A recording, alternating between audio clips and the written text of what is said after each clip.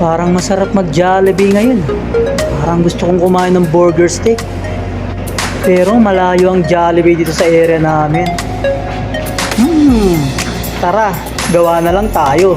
Hiwa lang tayo ng sibuyas, tsaka garlic, para panggisa mamaya.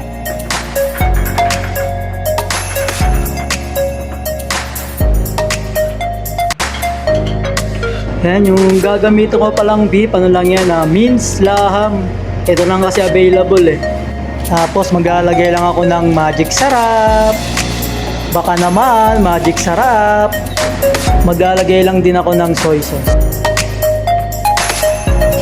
Black pepper sana ilalagay ko, kaso wala. Ito na lang, pwede na yan, chili powder. Mix lang natin, tapos naglagay na rin ako ng flour. Yan, mix lang ulit. Gawin na natin siyang parang patty. Yan, bilugin natin, tapos i-flat. Yan, parang patty na siya.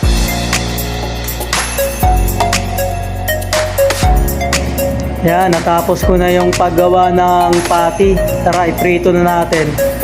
Yan, naglagay lang ako ng mantika. Tapos pag uminit na, ilagay natin yung patty. Yan, luto na yung patty. Naging golden brown na siya. Tapos, mag-gisa na tayo. Yan, yung pinagprituhan natin, hindi ng panggigisa natin. Naglagay na ako ng sibuyas. Yan, halo-halo lang. Sinunod ko na rin yung garlic. Halo-halo lang. Sunod na rin natin si mushroom. Yan, toast lang natin.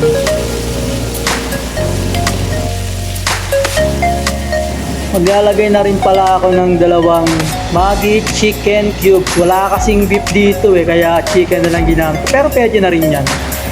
Halo-halo lang natin para magsama-sama sila. Yan, toast lang natin siya.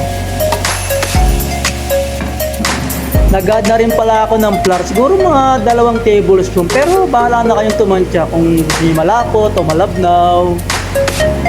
Mix lang natin sila para magsama-sama sila. Yan, dating yan. Naglagay na rin ako ng tubig.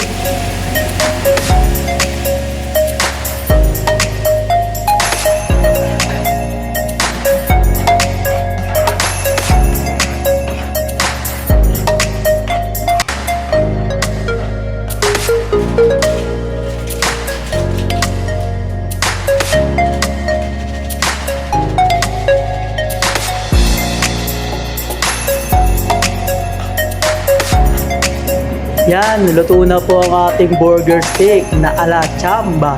Yun lang po. Salamat po.